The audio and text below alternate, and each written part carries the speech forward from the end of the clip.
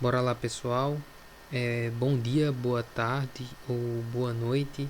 Isso vai depender do horário em que cada um esteja vendo essa aula. E como podem notar, a aula hoje vai ser um pouco diferente. Uma das alternativas que encontramos diante dessa pandemia na qual estamos passando. Então, a melhor forma de nos prevenirmos é ficando em casa. Então, eu aqui da minha casa vou continuar, assim como os demais professores, fazendo nossas aulas para vocês aí de sua casa continuar seus estudos, certo? Como vocês podem notar também, o slide de distribuição eletrônica é um pouco diferente do que a gente iniciou a aula passada. Só recapitulando, a aula passada a gente viu estrutura atômica e deu um início, uma breve introdução sobre distribuição eletrônica. Mas diante da necessidade de fazer essa aula um pouco diferente, eu tentei adequar esse slide para a nossa aula. Desmembrei ele do passado, do que era o de estrutura atômica, e depois eu vou estar passando para vocês esse aqui também, certo? Hoje a gente vai ver o término do assunto de distribuição eletrônica e também vamos exercitar um pouco os assuntos, tanto de estrutura atômica como esse assunto de distribuição eletrônica. O assunto de distribuição eletrônica, ele vira e mexe, ele é cobrado no Enem, certo? E você entendendo distribuição eletrônica ajuda muito vocês também em outras questões que não sejam de distribuição eletrônica propriamente dita. Então, tendo em vista isso, a gente vai abordar um pouco mais aprofundado sobre distribuição eletrônica. Beleza? Então vamos lá. A distribuição eletrônica, ela refere-se ao modo em que os elétrons estão distribuídos nas camadas ou níveis de energia que ficam ao redor do núcleo do átomo, ou seja, na eletrosfera. Então, sempre que vier falando camadas ou níveis de energia, é a mesma coisa, beleza? No entanto, os elétrons eles não se distribuem de qualquer forma nessas camadas, havendo, portanto, algumas regras a serem seguidas para essa distribuição, certo? Por exemplo, a eletrosfera, como vocês podem ver aí, a eletrosfera ela é gigante, certo? Comparado ao núcleo de um átomo, certo? O átomo basicamente ele tem um núcleo bem pequenininho e uma eletrosfera imensa. E nessa eletrosfera é onde ficam os elétrons. Até aí tudo bem. Porém, a eletrosfera ela é dividida em camadas, certo? Especificamente são 7 camadas na qual a eletrosfera é dividida. Como a gente pode notar, as 7 camadas são uma sequência do alfabeto que fica fácil da gente memorizar, que é KL, M, N, O, P, Q, onde K é a camada 1, ou seja, a camada mais próxima do núcleo. Ela suporta até 2 elétrons, ou seja, nessa camada você pode ter apenas um elétron, como você também pode ter 2 elétrons, vai depender do seu átomo.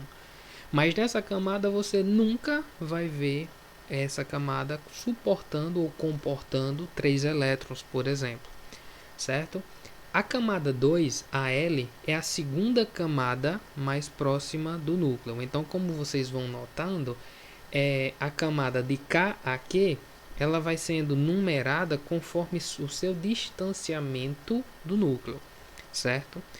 A camada L, ou a segunda camada, ela suporta 8 elétrons, ou seja, ela suporta até 8 elétrons, perdão.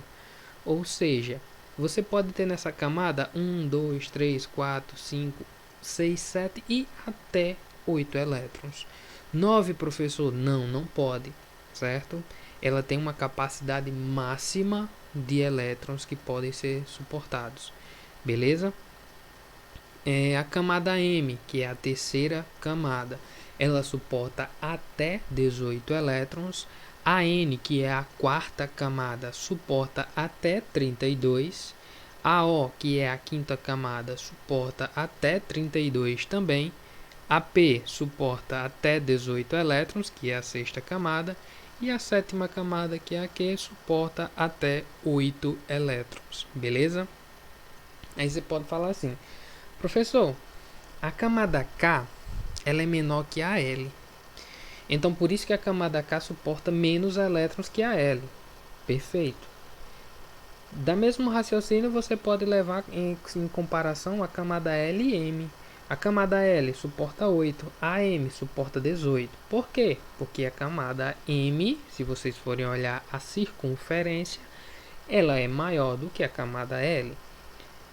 Mas aí vamos lá, professor, a camada MN também tem o mesmo raciocínio, porque a camada N tem uma circunferência maior, então suporta ou comporta uma quantidade maior de elétrons. Mas aí já vem a exceção, a questão da camada N e O, se vocês forem verificar, suporta a mesma quantidade de elétrons. Porém, em extensão, a camada O, que é a quinta camada, ela é maior em extensão do que a camada N, que é a quarta camada. Aí podem se perguntar, professor, então por que a camada O ela em extensão é maior do que a camada N e suporta a mesma quantidade de elétrons? Aí vem a questão. É porque a camada O ela está mais longe do núcleo do que a camada N.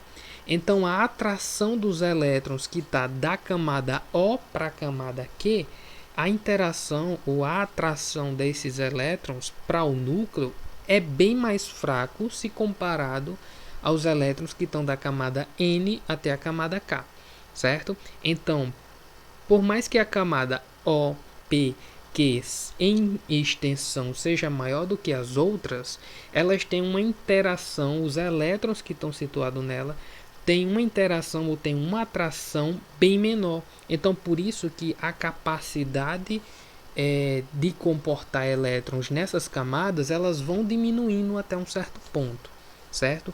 Justamente porque os elétrons, por exemplo, a camada Q, que é a última camada, sétima camada da eletrosfera, ela é a maior em extensão, porém ela só suporta 8 elétrons. Professor, se eu colocar um nono elétron, o núcleo não vai conseguir atrair esse nono elétron, certo? Ou o nono elétron que poderia surgir na sétima camada, ele não tem força suficiente de atração elétrica para ficar nesse átomo.